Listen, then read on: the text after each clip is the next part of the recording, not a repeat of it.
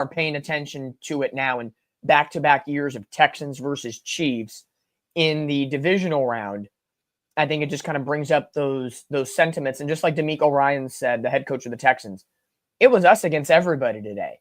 And he kind of winked like the Chiefs, the fans, Taylor Swift, and the refs too. Like it's everybody in combination. Matt? Yeah, I mean, that one play Dom talked about, the flop, I'm not going to lie. That did not look good at all, and it definitely didn't look good for Patrick Mahomes, man. I mean, and then there was another bad call, that roughing the passer. The two defenders hit themselves.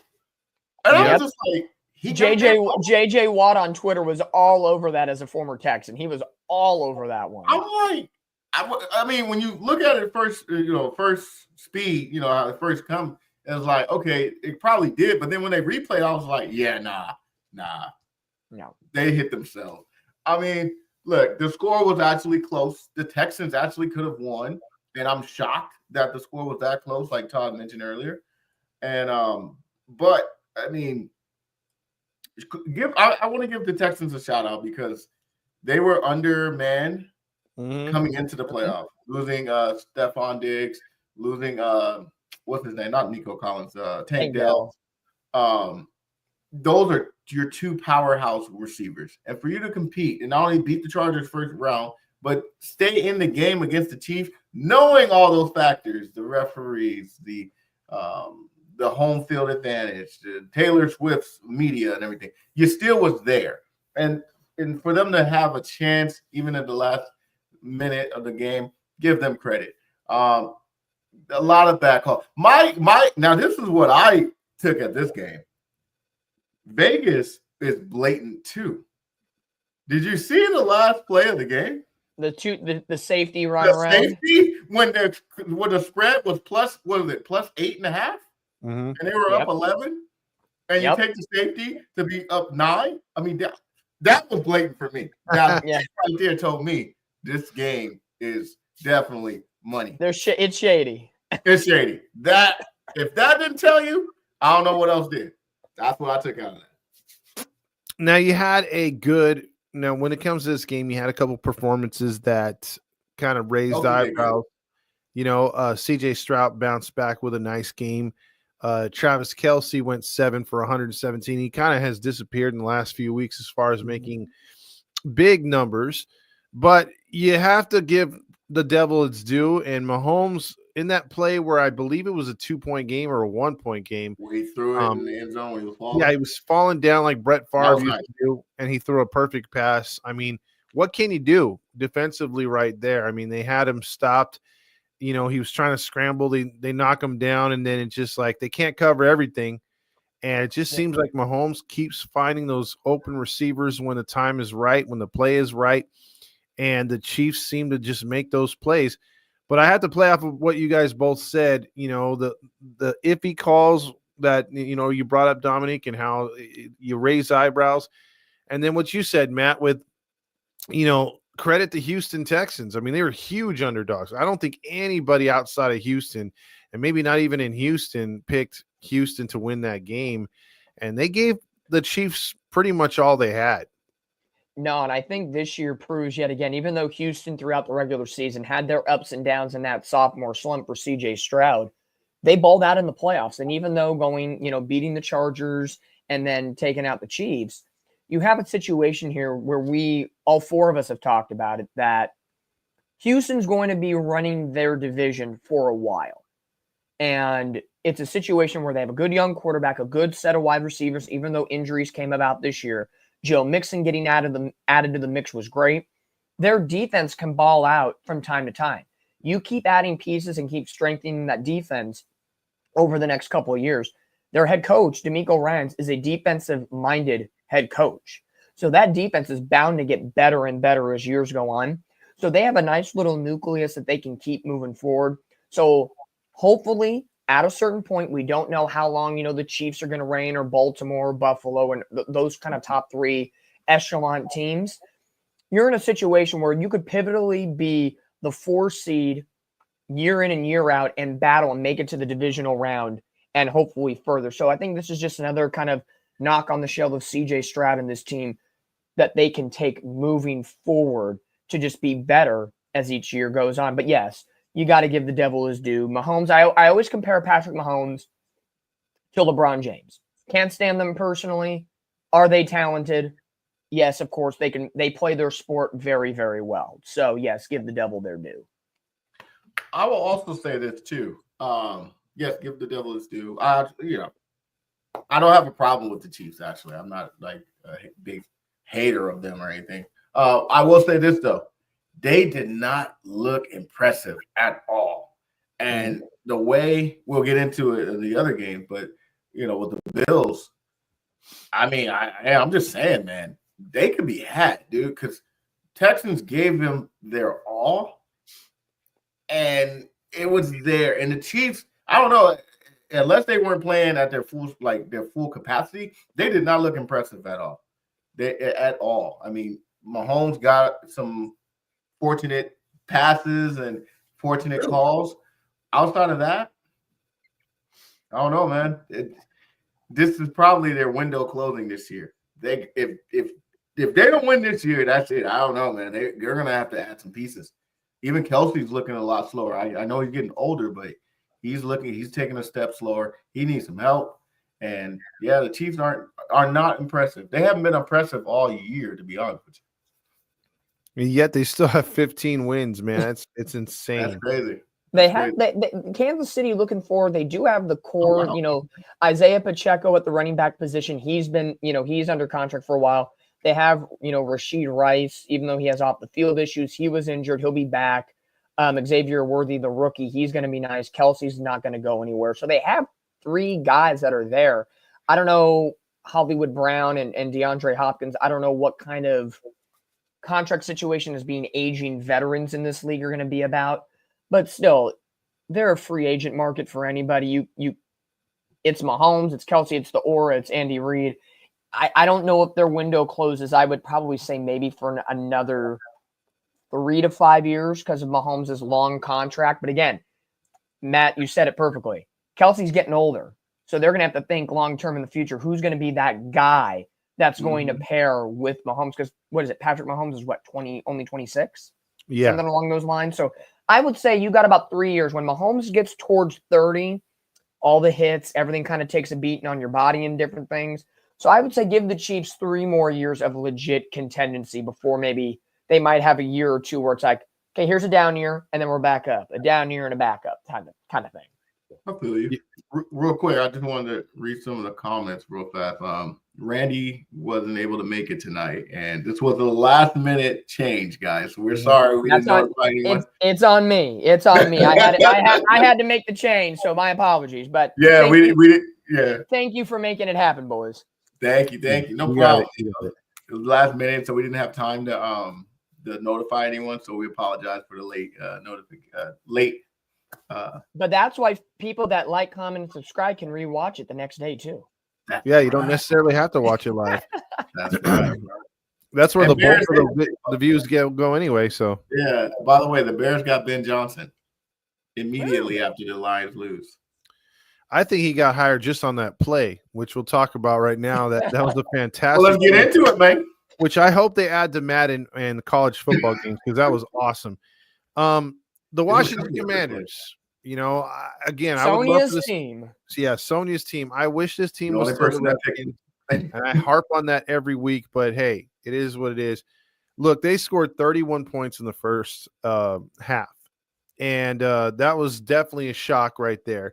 Detroit, for all that they've done good, is basically proven over the years. If you've watched football for a long time, like I have, you've watched a team like Denver with John Elway have a tremendous regular season, have home field throughout, and quickly lose to a wild card team. Or you've seen other teams do it, and you're like, what the hell? And your season comes down to one bleeping game. You have one chance to keep your season going. You have to show up, and you may have played air-free football all year, but then all of a sudden the wheels fall off, and then you can't put them back on in time. And I think that's what happened in this game. Washington, as we talked about, boys, before I get into your comments, they played, like you guys said and we said last week, with 0 pressure. And we've been touting on Jaden Daniels all year saying, you know what, he's different. Oh, he's rookie of the year. Yeah, he's not only the rookie of the year, he could be the greatest rookie quarterback of all time. Look at all the rookie quarterbacks, like your Ben Roethlisberger. He did get to a Super Bowl, but he ran on the coattails of Jerome Bettis and a huge, really good defense to beat my Seahawks. And he had the worst quarterback rating of all time in any Super Bowl for a Super Bowl winning quarterback. So it's not like he lit it up. Jaden Daniels is not riding the coattails of a star running back, of a star defense, of a star wide receiver core, anything. He is the one in command. He looks like a 6 to 7 year veteran. I've never seen a rookie, guys, play with such confidence and a smile on his face. And so that's number one. I left you a lot right there. And two, the Lions, boys. 4 big turnovers by Jared Goff after having such a great season. I know the Lions are banged up defensively, but you got to feel for that fan base. Go, Dominic. Yeah, of course. You got to feel for the fan base. Anytime, the last 2 years have proven anything to the Detroit Lions, and even the previous year before that, the last 3 years have been a total, uptick for the Lions and their fan base. But just like baseball, that number 1 seed comes back to bite you in the butt. Mm-hmm. I think nowadays, with the way the playoffs are constructed, getting that first round bye is not the way you want to go. Yes, the bye week is lovely. You get to rest, get healthy, get right. But when you have a team coming in that is on a roll, like the Commanders were, beating a very good Buccaneers team on the road in the way that they did, they're carrying all that momentum. And it's like a freight train, and you're dead stop in the middle of the tracks trying to be Superman and block that train from coming and basically throwing you off the cliff. And the Lions were not prepared and got thrusted off the cliff so quickly, you didn't even blink and they were gone. I don't think Detroit was prepared for it. I think they knew, like we all did, it was going to be a high-scoring game. I don't think they were going to have to play from behind. And I said this about Detroit for the longest time. I was always scared of their secondary. Their secondary was the one piece to their team that I said, if anybody's going to burn them, it's going to be that. Not just with injuries, talent. And even though I know their secondary, Joseph had the most interceptions and all these things, like Todd, you saw it when you Seattle played them in Monday night. Week 3, week 4, early on in the season, and that was a big scoring game. And the Niners, even though the Niners were clearly out of it by late December, threw up over 30 points on a Detroit team that was riding towards the number 1 seed. So there were instances where it's like, how much are they going to get by? And this is where the final hurdle kind of broke down, and that was that. So I think they still have the pieces around to contend into the number 1 seed and win their division for the next coming years. But yeah, this one has to sting. I'll let Maddie go before we circle around, and then I'll get on Jaden Daniels and what he's done. Yeah, let's start with Detroit there on Matt. I mean, it was a shocker to say the least. You got the number 1 seed for a reason. You played for the number 1 seed. And I will say this. That was a good illustration. That was a good example you said, Dom. That was a good one. It's like stopping a freight train. You got this one team that's just running and running and running, and then all of a sudden you're just, bam, you're tasked to stop it. If you ain't strong enough, they're going to truck you. And sure enough, that's what happened. Granted, Detroit did have some injuries. We're not going to make excuses. Nope. Jahmyr Gibbs played awesome. He is going to be a running back. Man, for a long time, he's going to be making some definitely Pro Bowls for a long time. That guy was a stud. He was the only reason why they was actually in the game, because Jared Goff went back to Rams Jared Goff. Hey, man, he looked like Sam Darnold. I ain't gonna lie. I'm just saying, it's like, wait, are they the same people? Come on, man. Like, dang, you're there.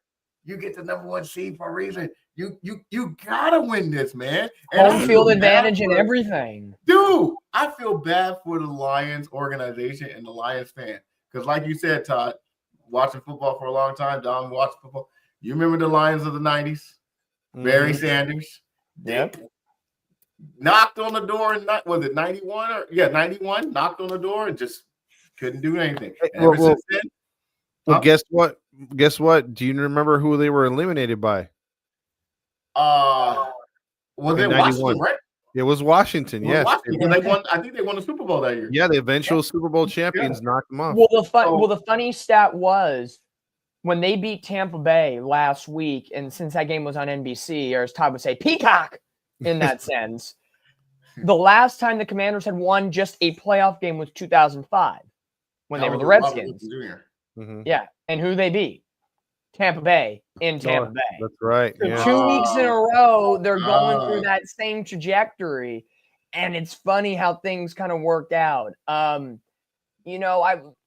What Matty was talking about in the sense was, you feel bad for him, and Jared Goff kind of reverting back to the Rams days. But when you play a team that has nothing to lose, I would say the Commanders are maybe 3-4 years well ahead. We talk about the Chargers being ahead of the curve, right? Mm-hmm. I think the Commanders are well ahead of where their even expectations were. 100%. Year two of a new owner, and everything else that goes, all the turmoil that organization was in before the new owner. It was hell of impressive in that sense, I think, regardless. And I think the kiss of death for Dan Campbell and this Lions team, after you beat Minnesota 2 weeks ago, and you tell the coach, we'll see you in 2 weeks right back here for the divisional round, they get bounced, you get bounced. And now the NFC is just flipped upside down. Now the NFC is flipped upside down. So you have, it's strange things happen. It is weird how that kind of trajectory works in favor of the Commanders this year. So good job for Sonia. Oh, go ahead, Matt. Shut up. And I'm going to say this too. As a longtime Cowboys fan, to see both teams from the NFC East in the goddamn NFC Championship, especially Washington, because like you said, their organization, the ownership hasn't been the greatest. But can we all say this though? Who took over part ownership of Washington? Do you guys remember? Magic Johnson. You're goddamn right.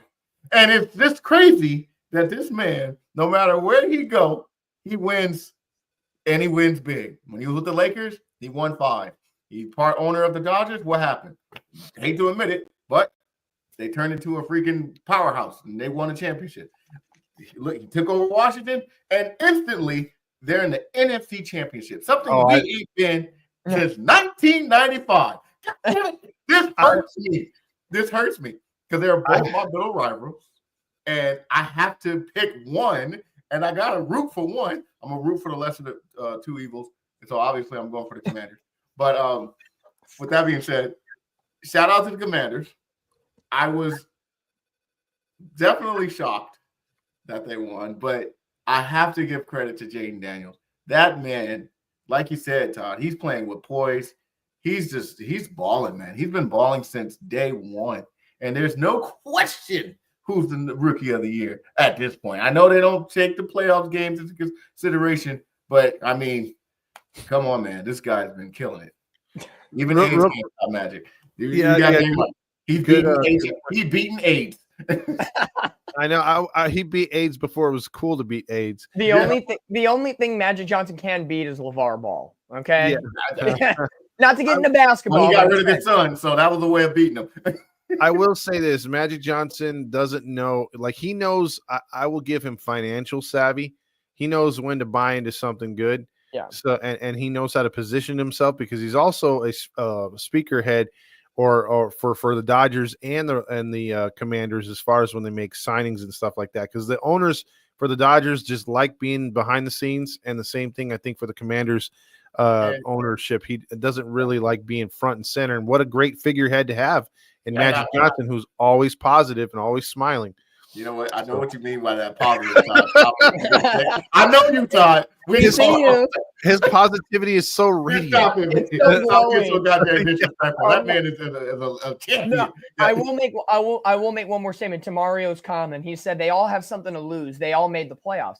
That is true. What I mean is the Commanders went in with no expectation. Like the media was like, Jaden Daniels, Rookie of the Year. He's got to win to cement his Rookie of the Year set. Like, they had nothing going for them in the sense of like window closing, certain situations. The Chiefs, they have their three-peat on the line. Buffalo has Josh Allen's shadow. Lamar Jackson had all, everything about, is he a Super Bowl worthy quarterback, kind of aura going around against him. Then you had Detroit being the number one seed and the heavily favored team. The Rams with everything going on with LA Fires and being the underdog and starting off 1-4. And the Eagles, yeah, and that. And then, of course, the Eagles getting Saquon Barkley in this first year and trying to, kind of fix the issues that happened at the end of last year. So every team has a story. The Commanders were kind of like that dewy-eyed schoolgirl first day in college, like, we're just happy to be here, but we're going to beat your ass while we're going to do it. So kind of under the radar, nothing to lose, but now NFC title game. Now, put your big boy pants on. This is game time. There is something to lose now, a trip to the Super Bowl. Absolutely. And I got to say, with Ben Johnson, what Mario brought up earlier with him being hired as a coach, I think Chicago looked at him and was like, should we hire him? And then he made that play where it was like the pass to the receiver and then the pitch to the other receiver. I was like, St. Brown. Yeah, that was a snuck in. And that was, I've never seen a play like that before. That was a sexy play. I got to say that. But then to go from that to we're down 2 scores. We need to get back in the game. We're driving.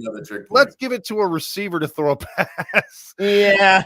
in a triple coverage. I was like, But that was pretty much on point. Like, we knew coming in this game, Dan Quinn and Dan Campbell are gluttons for gambling and going forward on fourth down. So you knew punters and kickers were not going to have, time to play in this game. But when you get the trick, Dan Campbell, I feel, does more trickery than Dan Quinn does. So I'm not shocked. But again, that comes from Ben Johnson, now the new Chicago Bears head coach. So are you going to see that next year with Caleb Williams? Probably. But I don't know if I see DJ Moore or Keenan Allen trying to utilize that. Keenan Allen did throw some passes in his day with the Chargers and kind of do some things with the old coaching regime of the Chargers. But I think a hire like that is going to be interesting to see where the Bears go with the 10th pick in the draft. I think it's the 10th pick, 9th, 10th pick in the draft.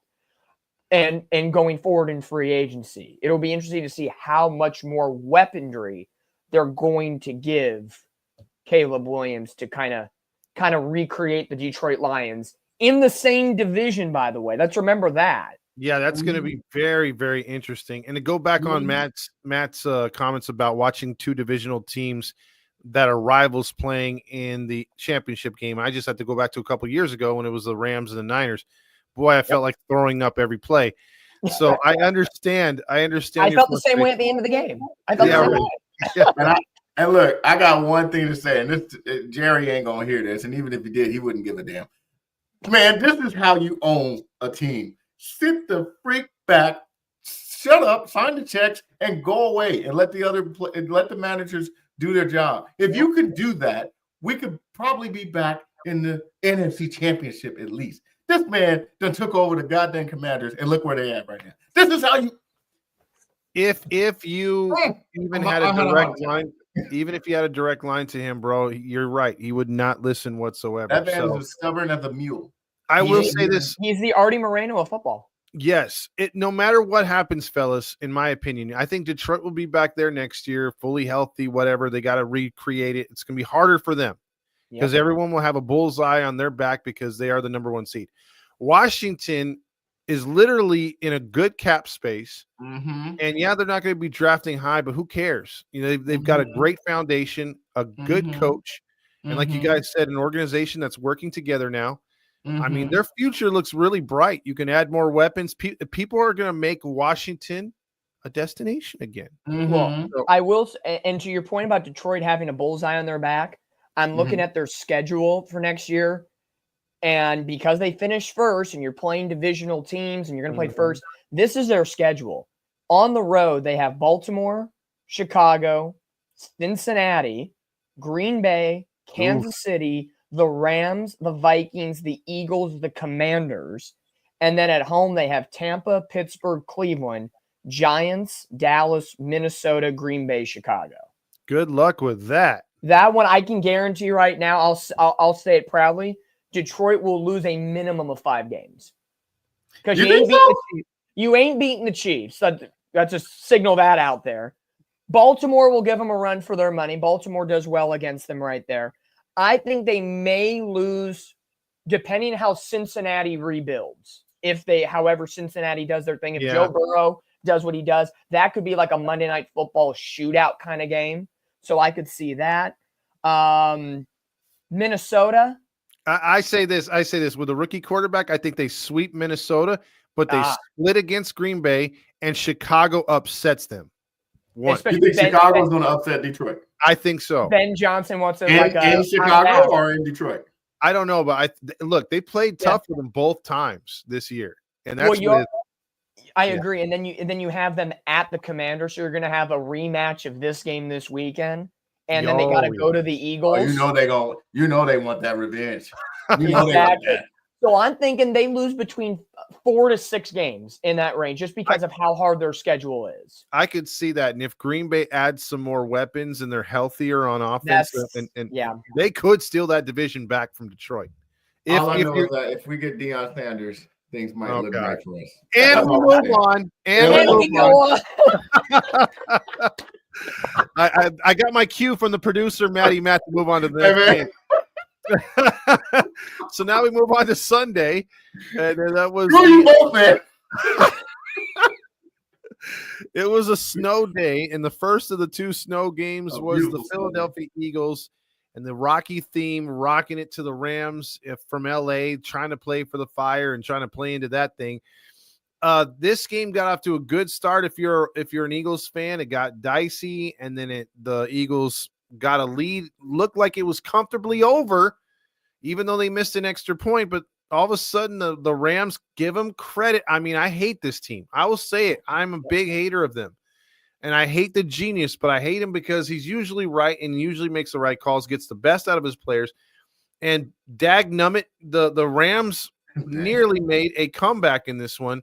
And they almost, they were making it very uncomfortable there until finally Philadelphia's defense held up. But with that being said, fellas, and question to you guys is thoughts on the Rams' effort in general, from start to finish, from the season all the way into the playoffs. And then 2, how good is Saquon Barkley, and how concerned are you on the offense going into the next round? Because Hurts has been like unimaginably terrible. He's not really good. The offense outside of Barkley is not really impressive. So thoughts on the Rams first, guys. I agree with all the sentiments that Todd says. We're both NFC West people. We both don't like the Rams. That's the 2 things Seahawks and Niners fans can agree on. We don't like the Cardinals and we don't like the Rams. Like, those are 2 things we can always agree upon no matter what. Mm-hmm. So, starting 1-4 and rallying back, their season really took a turn in a positive way when they upset the Buffalo Bills at SoFi. Yep. That's where you knew they were contending and they were back, because if they had lost that game, Seattle, welcome to the playoffs in that situation. Matthew Stafford can still do it at his age. It's becoming harder. He's getting older. Their running game isn't bad with Kyron Williams. Puka Nacua is nice. Cooper Kupp kind of vanished. I don't know. He said today his future's kind of up in the air. It's pretty much up to the Rams, and that would be a very big change. I think they keep him because he's still a core part to their offense. But I'll give him credit. That defense was nowhere. I didn't think their defense was going to play as good as it did this year. Dude, bunch of no-namers, and he got the best out of them. He got the best out of the defense, and that the rookie defensive lineman of Verse. Yeah, number 8. He could be something special moving forward to the Rams. That's going to be somebody to look after. Yep. I think, again, like Dan Campbell and the Lions, when you run your mouth, you're going to get bit in the ass. And Verse, as a rookie, opened up his mouth, talking crap about the Eagles and their fan base going into their building, like not a smart idea. Mm-hmm. But again, it's the chippiness of the rivalry and the matchup for a divisional game. But I'll give props. Yes, I don't like Sean McVay, but does he get the best out of his players? Absolutely. Does he have people buying into what he's selling? Yeah, absolutely. It doesn't matter what. And the Rams, for what everybody talks about of how much they gave up to get Matthew Stafford, and to still be where they are right now with the lesser amount of what they have, I'm not sure if it's this upcoming draft or the next draft when they get some, draft stock back. But they're maybe not going to go quietly into the sunset that maybe we thought of as quickly because of what they accomplished this year. Now, before Matt gives his take on the Rams, I will say this, and I agree with what you're saying, Dominic. I'll just throw this little nugget in there. Yeah. This is what good ownership and going off of what Matt was saying too, good ownership does, because if you think about it, there's a salary cap for only players. There's not a salary cap for personnel, coaches, scouts. And you could see that Kroenke is one of the most richest owners in the league. And his drive to win and keep them good he put an entire staff in there that are really well versed in NFL knowledge, and that's why you're getting, with a great coaching staff too, a good quality with not that much, with not having draft picks like you said, and that kind of tells you something where the Jaguars are, because the richest owner in the NFL is Sahir, or what is his name is I forget his name. Yeah, Shakan or Rock-On, Shah-Khan, whatever. It's something Khan. It's not Shere Khan, but I know it's one of the Khans. But the point is, that dude has more money than all of them, and he can't put together a winning culture or set a winning culture, can't hire the right people. It's all how you run an organization. And I hate the Rams like you hate the Rams, but I will give them props because they do it right. Matt. The fact that you're giving the Rams props, both of you guys, man, it hurts. Great. It hurts. Hey, we're on a Monday night instead of a Tuesday. Maybe we had a little empathy tonight. That's right. Exactly. It's a new dawn. No, shout out to the Rams. They were an underdog as well, and they fought, man. I ain't gonna lie to you. If it wasn't for Saquon Barkley, Philly lose that game. Man, the Rams defense stepped up. They were sacking Jalen Hurts. Matter of fact, they knocked him out the game at one play and hurt his knee. I don't know if that's factoring in for next week. Let's see if he's going to be able to play next week, or if not, he might be a little hobbled. So advantage to the Commanders right there. Go for that leg. But like I said, Saquon was the only reason Philly won this game. This dude has been on a tear since he got here. And I'm telling you, I've been saying he's definitely runners up for MVP. I know they don't really give MVPs to running back. I think the last one was Adrian Peterson that got an MVP. But he is the shining light for Philly. Philly didn't really play that great of a game. I mean, it really wasn't. I mean, the Rams had many of the opportunities, and I think if it wasn't snowing, oh man, Rams would be win that game 9 times out of 10. If Philly played the way they played, Rams win that game 9 times out of 10. Now, what do you think? Oh, go ahead. Oh, yeah, I agree. Better footing. I think the Rams win that game straight up. I mean, there was a couple plays where had they gotten better footing, they make catches or they stay on their feet and make bigger plays. And I can't really say that for the Eagles, because the Eagles looked like they had never played on snow. Like Hurts, when he did the play action, would roll out. He looked very tentative, and that was before he got the injury, guys. So the throws were not crisp either. I thought Stafford looked like he's been playing in snow forever. The pocket held up for him better. I know he had that fumble and everything. Yeah, but he'll fumble from time to time. It's where Hurts, was taking some sacks, like Matt brought up. But Dominic, man, snow or no snow, moving into the championship game. We haven't looked at the weather yet. Won't get into that when we do our predictions. But are you confident in the Eagles moving forward? I mean, don't give your pick away, but are you confident that the offense can perform? I'll say this. I'm not thrilled with the Eagles offense. Like Jalen Hurts, 15 of 20 for 128 yards. He was sacked 7 times. That Rams defense came out hard. Saquon, 205 yards and a pair of touchdowns. Damn. But the receivers, like right now, the Eagles are turning into a dink and doink kind of team. Short check down passes, get your blocks out and go. When Dallas Goedert is your leading receiver, when you have guys like AJ Brown and Devontae Smith. Now again, this was snow, so kind of put an asterisk by this statement, but still, If Goddard's your leading receiver, that tells me it's more inside slants, short routes, and they're looking for blocks because they're trying to set up the run first and then just short out the passing game. If that's their style of offense and what they want to do, perfectly fine. But Jalen Hurts still has got to make those throws, and you still got to find a way to incorporate A.J. Brown and Devontae Smith. Chuck it down every so often to those guys that know how to go 30, 40, 50 yards for a pass. I just don't know, in all honesty, what Jalen Hurts' health is going into this game. Like, the knee looked to be a problem after the hit.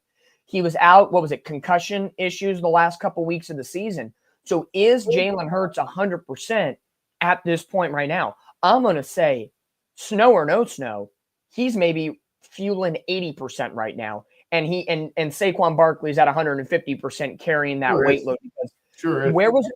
You're telling me twice the Eagles have the ball inside the 2 and there's no tush push after being the creators of the tush push. Now I know the second time they were inside the 5 was after the knee, was the possession after Kyron Williams fumbled it. They got down, only got a field goal. So, okay, you're probably trying to protect him a little bit. You don't know how his knee's going to respond.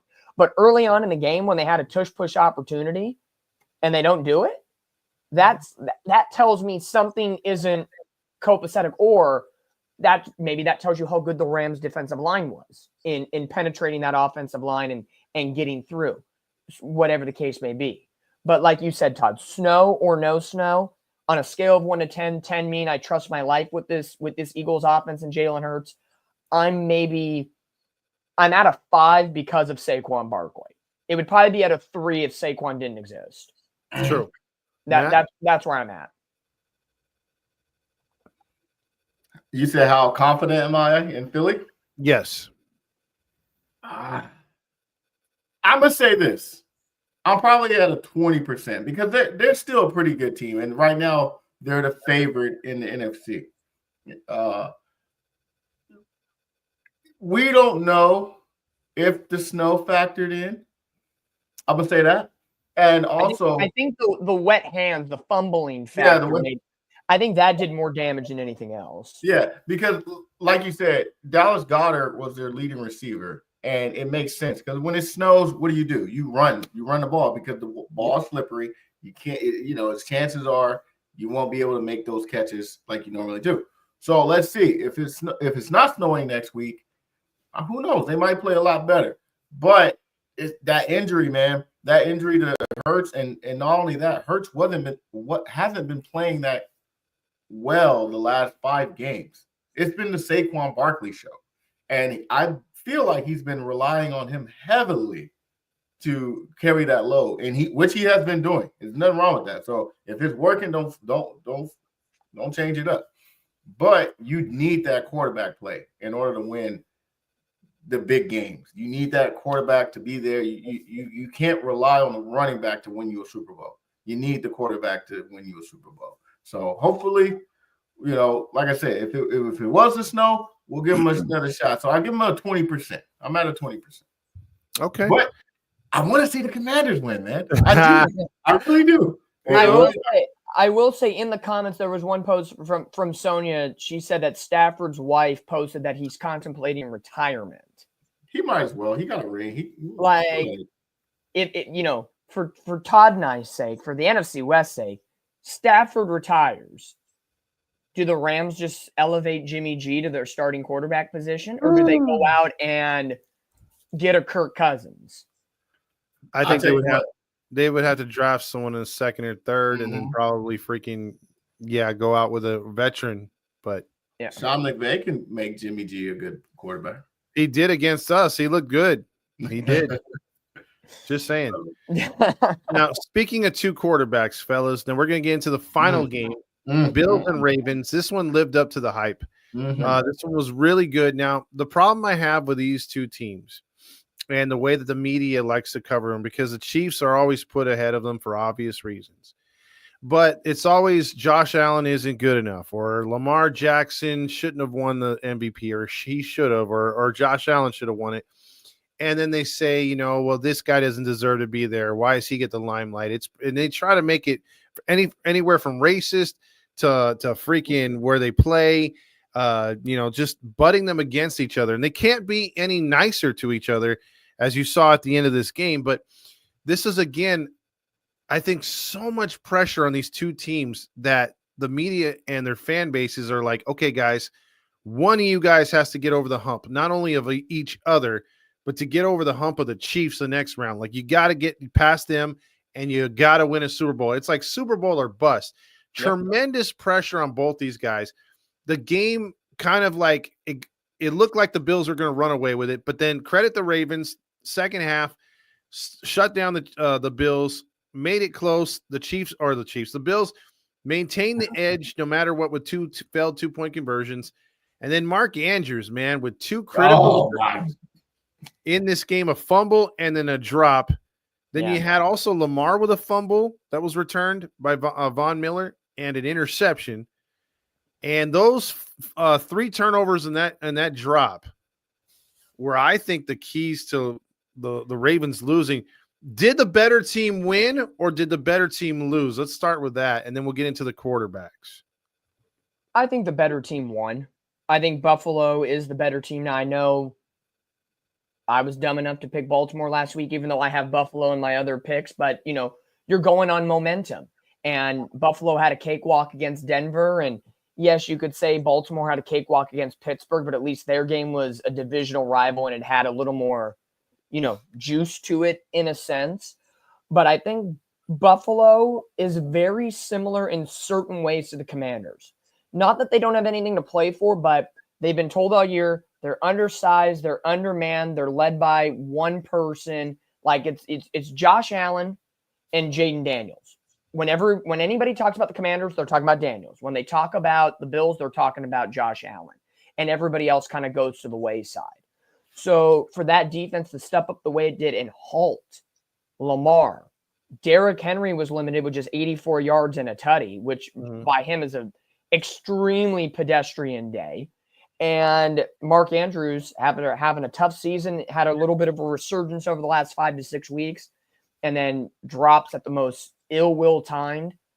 I still am going to credit the Buffalo Bills for forcing Baltimore into these situations, because the interception, Buffalo made that happen. You found the right route.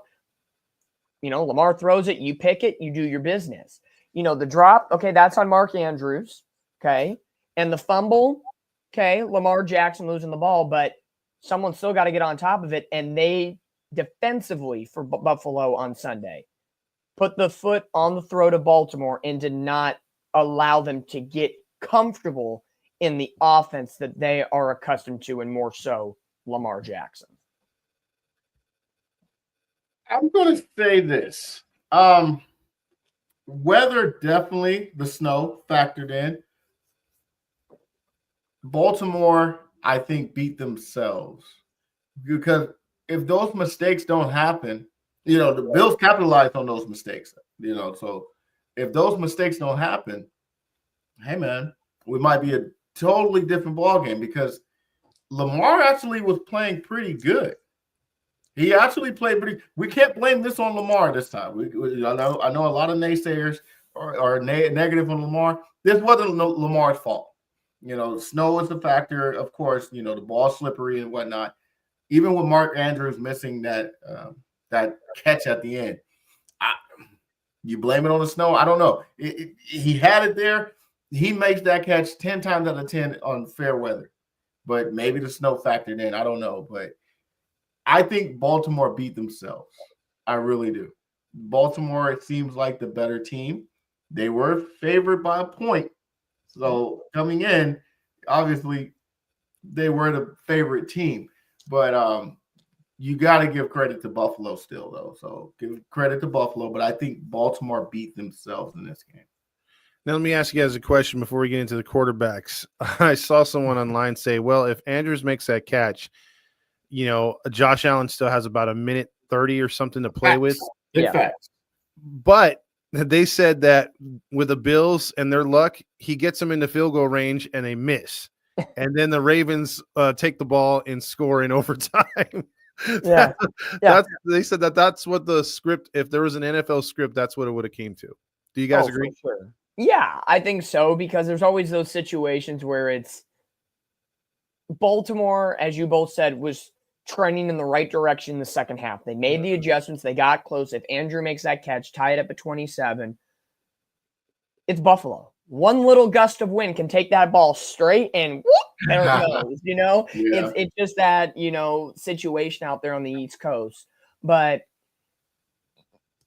I think you could play the what ifs all day long. I think, I'm pretty sure some of the field goal attempts that Buffalo made, you could ask them straight up. We should have scored touchdowns, and it should have never been that close. We should have never let them back in that game. And Baltimore, as Maddie said, we don't turn over the ball and give them the chance to capitalize on turnovers. It's a completely different ball game. So I think you're going to get very similar answers with each different situation for both squads. But one team has to win, one team has to lose. The main goal for me personally, I wanted the better team to win. I don't care who won as long as you beat the damn Chiefs next week. It's one of those. If it was Lamar, great. If it was Josh Allen, great. I'm voting for you. I don't care. Like, it was one of those. Yeah. Yeah. Well, I'm happy for Josh Allen, though. I will say that. And like you said, this was the only game where it was like, I honestly didn't know. I picked Ravens just because they were favored. But this was that one game where it was like, man, whoever wins, I'm happy for them because both quarterbacks have been criticized and scrutinized for a few seasons now, and you feel bad for whoever loses. So you feel bad for Lamar, but you're happy for Josh. He's got another opportunity to get to the Super Bowl finally and beat the Chiefs. So yeah, here's the thing I want to ask you, Matt, real quick, if I could break in. 3-5 now is Lamar Jackson in the postseason. 41-4 or something, 47-4 as far as touchdowns and interceptions. He had a phenomenal season. Phenomenal season by Henry. And, defense is probably the first time they've taken a step back. But that usually happens when you score a lot of points. But he's getting scrutinized as far as the only quarterbacks, he's beaten some subpar quarterbacks and lost to some good ones. He doesn't get his chance to get over that Mahomes hump, because Mahomes has kept a lot of AFC quarterbacks down. Yeah. Now Josh Allen has had the same kind of similar playoff experience. He gets his shot at Mahomes for their legacy, Matt. Obviously, does this help Allen's legacy, or does he have to get over that Chiefs hump? He's got to get over that Chiefs hump, no question, man, because no matter whatever you did in the regular season, and even if you got to the NFC Championship, none of that matters. No one remembers that. They remember Super Bowl winners and the Super Bowl games. Even if you get to the Super Bowl, if you don't win, nobody's going to really remember you. So it won't matter. He's got to get over that hump, because until he does, Josh Allen will be known as probably one of the greatest regular season quarterbacks. And you know what? It's Dominic. I think it can come down to what Matt said for both these quarterbacks. The clock is ticking. They are in their prime. They've got to win a Super Bowl. I agree. And I think, and I said this last week, talking about, okay, whoever wins this game, we'll talk about it now, of who is going to hurt from this game more. Of course, it's going to be the losing quarterback if they both play well. And both of them played well. Of course, Allen better than Lamar in this game due to wins and losses. But, of course, this is going to hurt Lamar a little bit, because you get to the dance, you play at an MVP level, you got Derrick Henry this year, you were able to elevate that offense to another level, and it stales in the second round of the postseason, and you can't get to that rematch against Mahomes from opening night for a chance to go to the dance. On the flip side, Josh Allen, you've had this conversation before. Allen, Mahomes. They've gone to title games, divisional rounds before, regular season matchups, and it's always the same conversation. And I think it'd be the same conversation if Lamar was there with Mahomes and Jackson and all that situation. So right now, I think a lot is on the line for Josh Allen going into this week, because they know what's at stake. Yeah, you beat Kansas City for Kansas City's first loss of the season, and trust me, the Chiefs aren't going to forget that. And you're going into a hostile environment in Kansas City, and it will be different. I know Mario put in the chat, this is kind of like Tom and Eli 100%. 2.0. I can see that. The thing is, I think people would say Mahomes is the Brady and Josh Allen's the Eli Manning just on the way they play. Peyton Manning. Peyton Manning, and just on the way that they play the game. But if you call it, let's say Brady against Eli Manning, when it comes to the Super Bowls, and Eli always had Tom Brady's, backside, Josh Allen doesn't have that to Patrick Mahomes yet. So this is a huge, huge stepping stone in the right direction. And for Josh Allen to have weapons, but they're not as, the notoriety is not as there. Like James Cook has really helped the running game open up things on the offense. 100%. But losing a year after losing Stephon Diggs, which everybody thought that was going to be a detriment to the Bills, Khalil Shakir steps up. Even though when they got Amari Cooper, that's going to help immensely. Amari Cooper has had one good game with the Buffalo Bills this year. Very true. He's been irrelevant. Dalton Kincaid, who was a top 5 tight end last year, he's been irrelevant this year. And, they have a couple other kind of guys, Samuel and Malik Hollins, and, a couple of guys that'll get 2-3 catches a night for 30 yards and nothing crazy. Josh Allen's doing this. So, I think this will help his legacy out. And what hurts Lamar too, final thought, his division is so much tougher than Josh Allen. He has at least 4 playoff games in the regular season, Cincinnati and Pittsburgh, all the time. And he gets over the hump then, but he can't do it in the postseason. Again, it's a team sport, but it just makes it even tougher. It's like, we beat them twice in the regular season, but when it mattered, we shit the bed. It's hard. Yeah, today's culture, they don't give the wins and losses to coaches anymore. They usually give them to the quarterbacks. Yeah. Exactly. So, True. if we gave wins and losses to the coaches like back in the day, Mike Tomlin and John Harbaugh would probably be out of a job.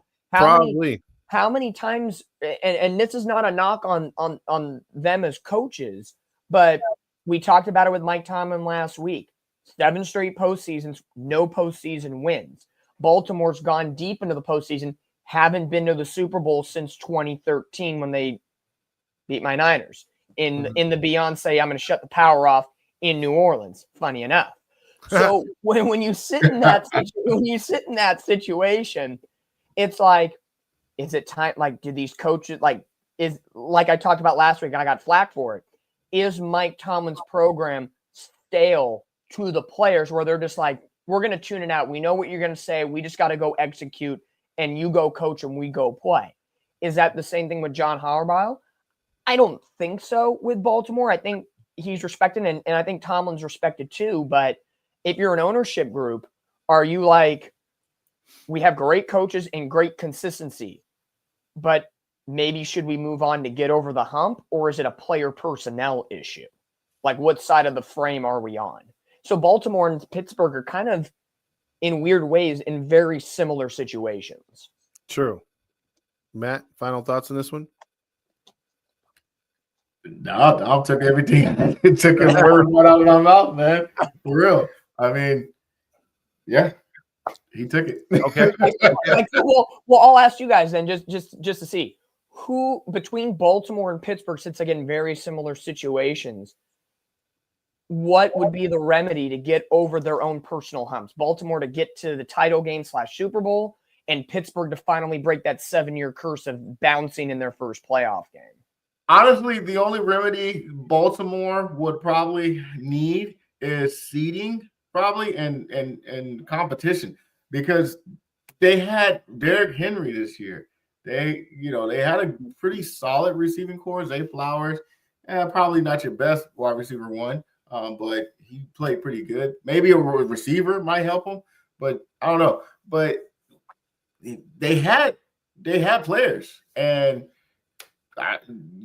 they just lost. They just lost to the best team, I guess. So I always say like competition. Maybe Bills get eliminated in the first round, and then they play like a Steelers team in the second round. That's probably the only way they can get ahead and avoid certain teams. That's probably it.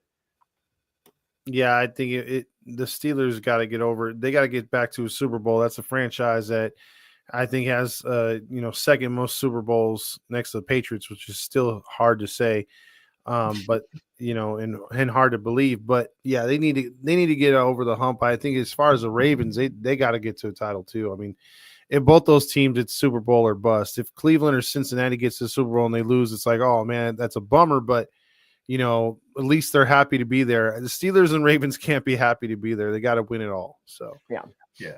Now, with that being said, division round's over. We recapped that. We don't have the numbers from last week because obviously Randy's sick, so he's not able to fill in and give us the numbers. And so we'll try to. I was 2-2, so I know I didn't win. Yeah. We'll 2 as well, so I didn't win. I think I was as well. So we'll have to see what happens, when Randy comes back. But with that being said, guys, it's championship weekend next Sunday. Teams. And we have a game at Lincoln Financial that will be played at 12 p.m. The weather is 39 degrees, but it will dip down to as low as 28 degrees with a bit of a wind chill, and you will have a chance of snow flurries. Nothing that like last week, but you may have a chance of snow flurries. The lowest ticket price for this one is $540. Ooh. Start selling your cheesesteaks now, folks. Oh, yeah.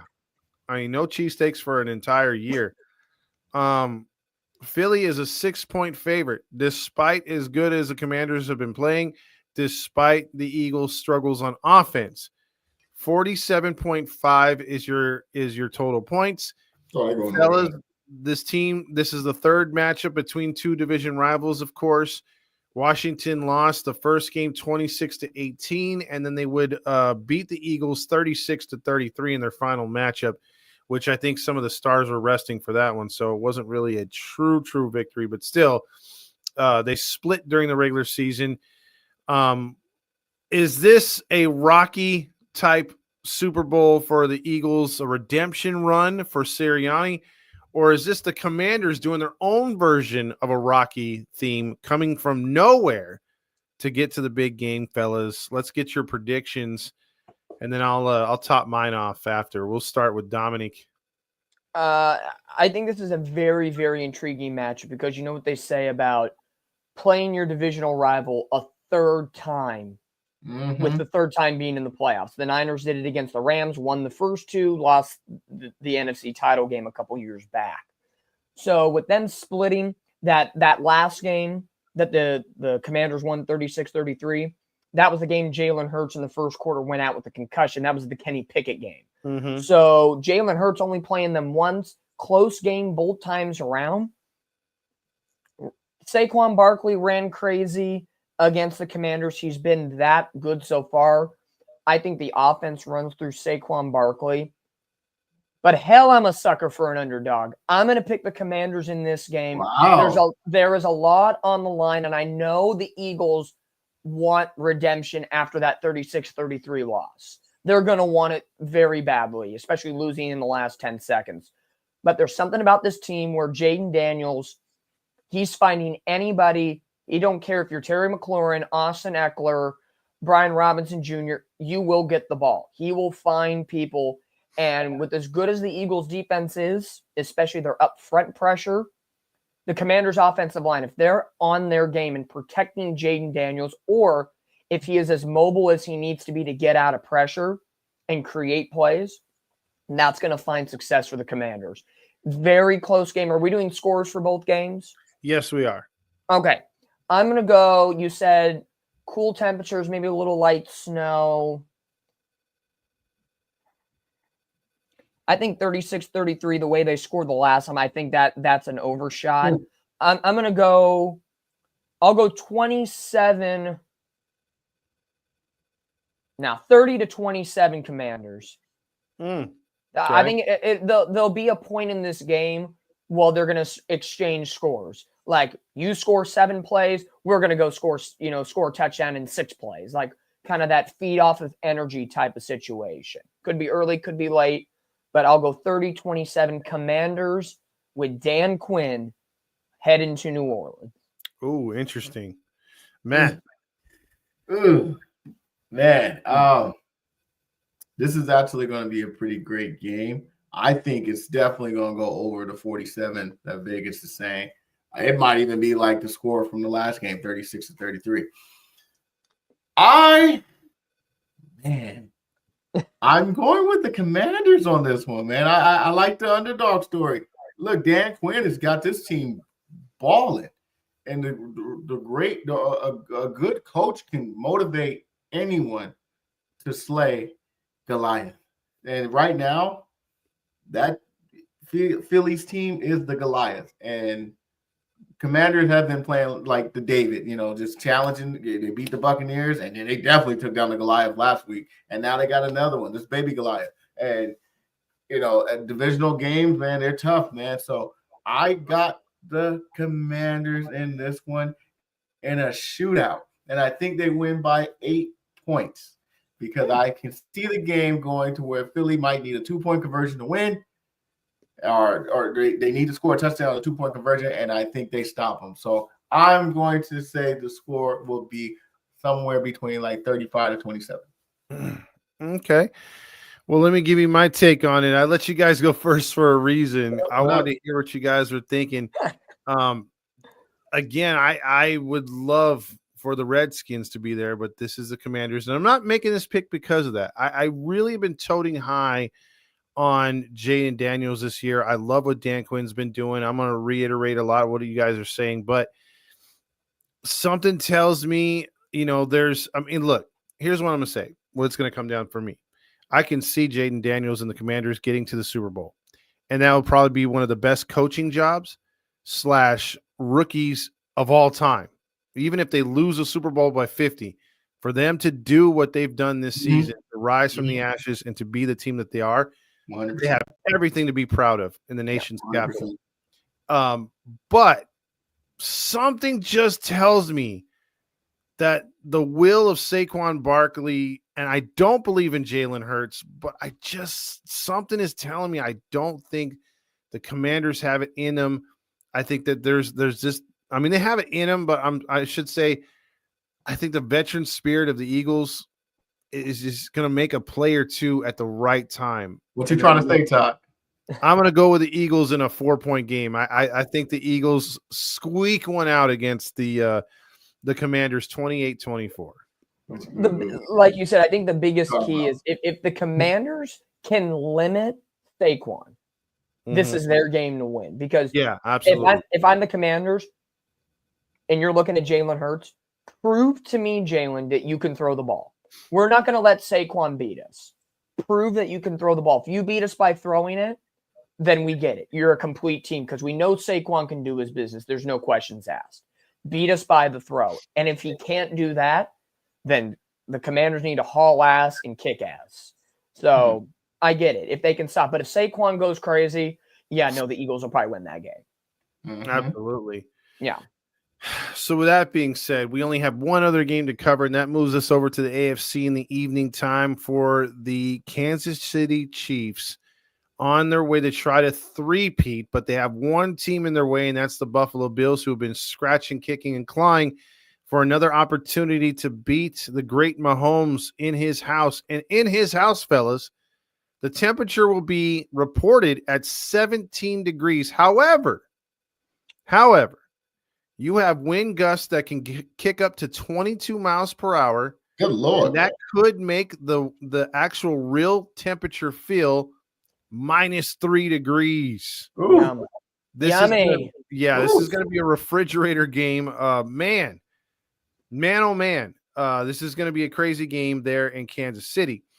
So with that being said, Bills, Chiefs, this is for all the marbles. The question is, can the Chiefs do something that the NFL has never seen? They've never even forget about a team winning a third Super Bowl. The NFL has never seen a team go 3 straight times as a winner. We've seen them go 4 straight as a loser, but we've never seen 3 times as a winner. Can the Bills stop the Chiefs? This is going to be another match it for the ages. You know, we've discussed it so many times. Mahomes, Allen, this is what the buildup's going to be all week long. The press questions, the coaching questions, everything involved. In order to cement that legacy, this has to be a day of Josh Allen. He has to find a way. And honestly, this Buffalo defense needs to find a way as well. They know from all their experience, don't leave time for Patrick Mahomes. Don't do this. Don't do that. So on and so forth. What's going to be a difference maker in this game with the weather? Josh Allen effectively runs the ball when no flags come in. Let's put the disclaimer out there. Josh Allen effectively runs the ball better than Patrick Mahomes does. Mm-hmm. He just does. He's bigger. He's stronger. He's more effective. That's no debate. But again, when you have the refs in your back pocket and you flop, and that's another story. 12th man, baby. I know Seattle should take some copyright infringement laws and get some free money from Mahomes. Josh Allen can effectively run. So if it gets cold and it gets windy again, it can't throw the ball. And James Cook has been running very well. That's going to help Buffalo more than it's going to help Kansas City in this situation.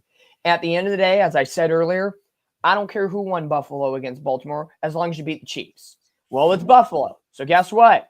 Let's go Bills Mafia. I'm taking the Bills in this game. I think the third time is the charm. Get the job done. Prevent us from suffering the heartache of Kansas City in New Orleans with Taylor Swift and the whole mumbo jumbo, because let's be real. Let's be real. I thought you liked Taylor Swift, dog. God no. God no. If the Chiefs win, and let's say, for example, it's Chiefs-Eagles, it's a repeat of 2 years ago when they were in Arizona. Okay. If it's Chiefs against the Commanders, ain't nobody talking about the Commanders for 2 straight weeks. It's going to be all Chiefs all the time. Mama Kelsey's going to be out. Jason Kelsey's going to go from ESPN to Fox and do all this. It's going to be, give me Josh Allen, because I think it's his time. It's this team's time. And God save the United States of America from this thing. Please. I don't care what it takes. Give a limb, give a kidney, give half a brain, a CTE. I don't care. Just get the job done. Score prediction-wise, 27-24 Buffalo, because the Chiefs have been playing more lower-scoring games than we're accustomed to. So 27-24, very reminiscent to what the Bills had to play with against Baltimore, that tight-knit game. And you're on point. Tickets going as low as $275. I forgot to bring up the Chiefs are a 2-point favorite, so you're having them cover, or you're having the Bills cover those points. Well, there you go. Take it to the bank. There you go. Matt, your prediction. Man, I honestly, in my heart, want Josh Allen to win. I really do. I want, just for him, like he deserves it. I want the Bills to win just to change it up, man. No one wants to see the same team winning over and over and over again. That's just honestly. However, I don't know, man. Last week showed me something, that Vegas is behind the Chiefs. And if they are, they will not allow the Chiefs to lose. So I will go by default and pick the Chiefs to win, because I think that's what is supposed to happen. So give me the Chiefs to win. Score? I'm looking at, they ain't scoring more than 30. So I'm with Dom, like somewhere between 27-20, maybe a 27-20. Okay, 27-20. Yeah. I'll give you my 2 cents on this one. I used to believe in the whole football gods type thing, where, certain things could not be allowed. And forever and ever, you heard, man, there's just every time it looks like there's going to be a game in the Super Bowl that goes to overtime, something happens and we don't go to overtime. Brady makes a pass, a Vinatieri field goal. We saw it time in, time out. There was games that could have went to overtime and didn't. And it took Brady against Atlanta to get that done. Now he's been considered the GOAT. The GOAT number 2 is Patrick Mahomes. And I everyone's been saying for years, man, the Niners couldn't do it in their prime, a three-peat. The Cowboys couldn't do it in their prime, a three-peat. The Steelers, and so on and so on and so on. And there's just something to it where I want to believe it will never happen. But I'm going to try to stick with the football gods because everything is telling me, Todd, don't do it. You're going to set yourself up like Bill's Mafia to be very disappointed, and you're going to want to bust through a table yourself after the Chiefs get a victory because of stupid flag. What you trying to say, Todd? Come on, join me in the Holy Land. Come on, join me. Spit it out, Todd. What you trying to say, man? Todd, we can at least be misery together. That's all I'm saying. Dom, we're on the couch for a reason. I'm joining you, my friend. Join me. Let's go. Let's go, Buffalo. Take it with your chest out, Todd. Okay, Come on, let's go. Man. I got Buffalo barely winning. I'm gonna say 25-24. Like they win on a game-winning field goal. Yeah, or a 2-point conversion. They don't. That's what I was saying. Hey, what's the cover? What's the spread? 2. It's 2 points for the Chiefs. I guarantee you, the Chiefs will be up by 4, and they're gonna run it into the safety at the end of the game, and they come. There's your 2. I guarantee it. That's how the game is gonna end. The true gods, for redemption and payback, would be if the game was on the line, and let's say Chiefs are up by 2, and Buffalo's trying to go down for a field goal, and there's one throw to get down as time under 30 seconds, and very apropos, a late flag that goes against the Chiefs that sets up the Bills for a walk-off field goal, and it happens. And you have everybody on Buffalo, like Cincinnati did a couple years ago, saying it was, Burrowhead instead of Arrowhead. Mm-hmm. It'd be like Allen something or Buffalo Mafia something like that would be so poetic. And then CBS will just cut to Taylor Swift in the booth, or maybe they won't because she can't be put in negative light. So either way, but I agree with Sonia. The NFL wants the script of the Chiefs win it all so Travis can propose to her on the stage at the Super Bowl.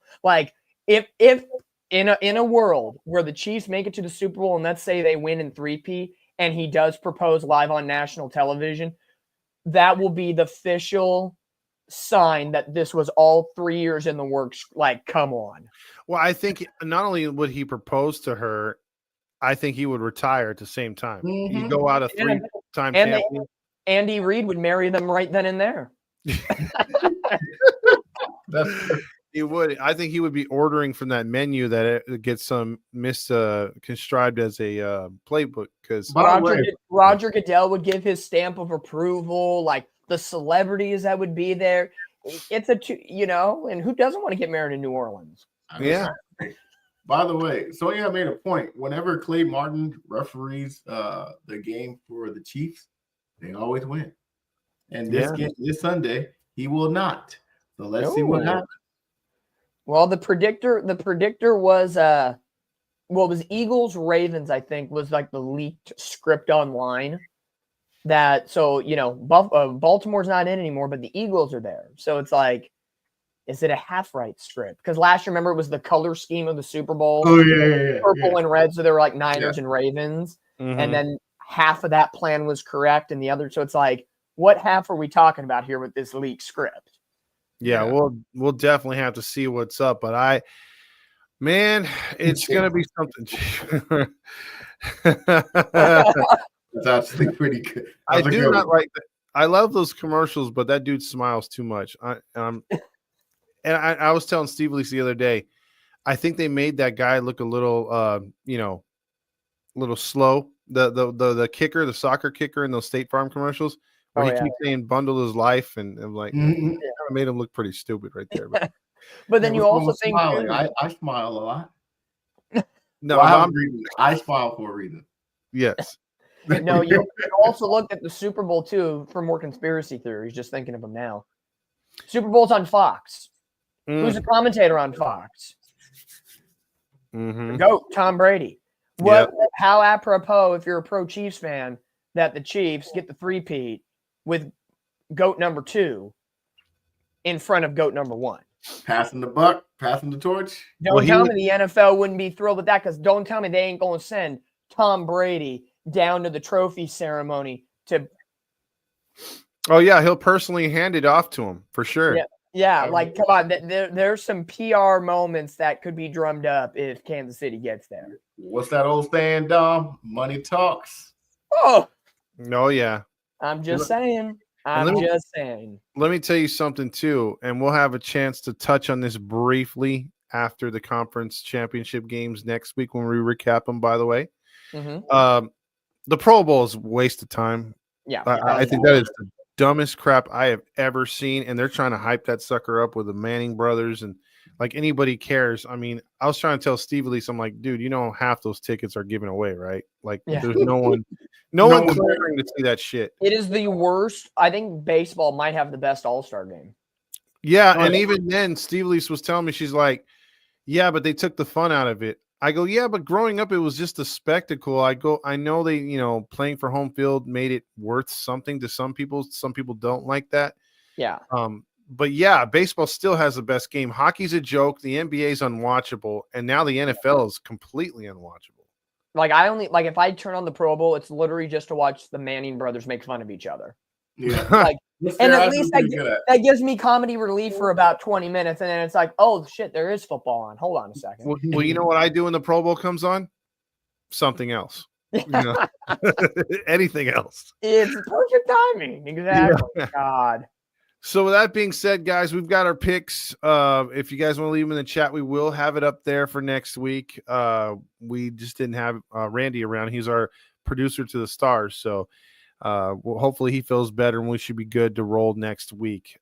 So final thoughts, fellas, as we made our picks into championship week. We've gone through a long season.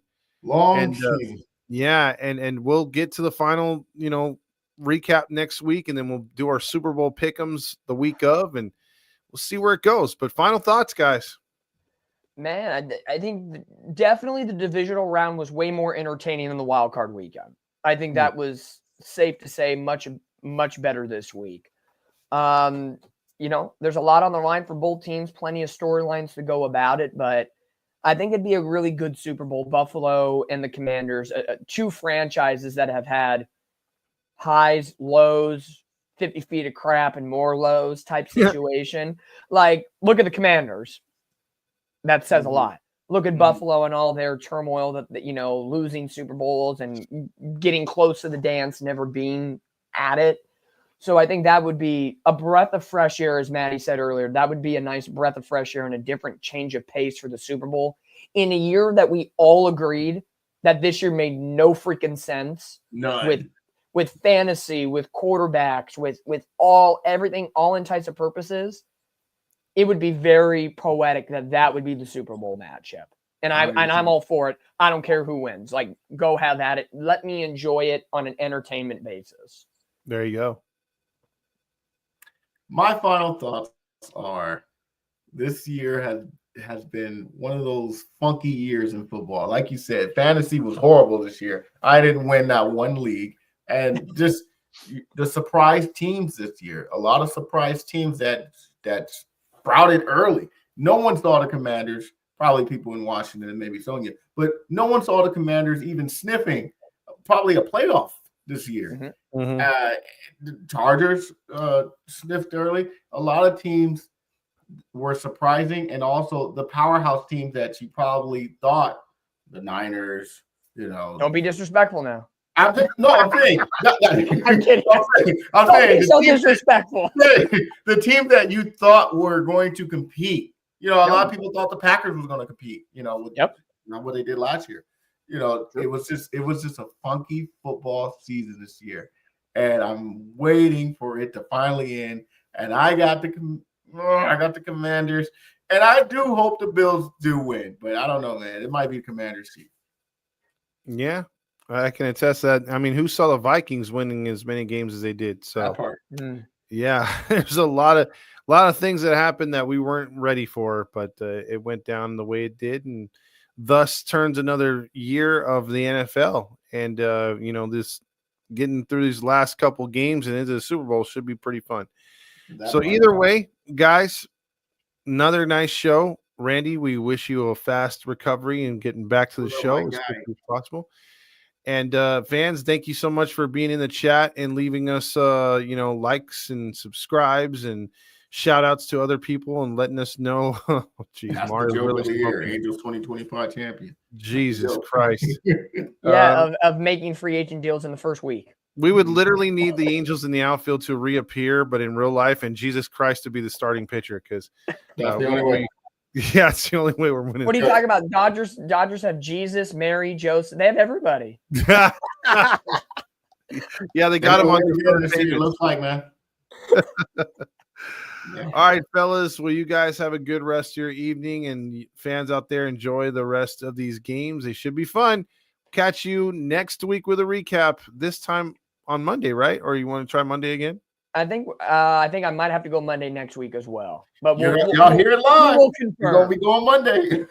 But if you have like, comment, subscribe, get the notification when we go live. It's gonna be fantastic. Exactly. There you go. That thing will notify you, and you just gotta press the button and join. Yep. Vibrate them butt cheeks. See ya. Oh.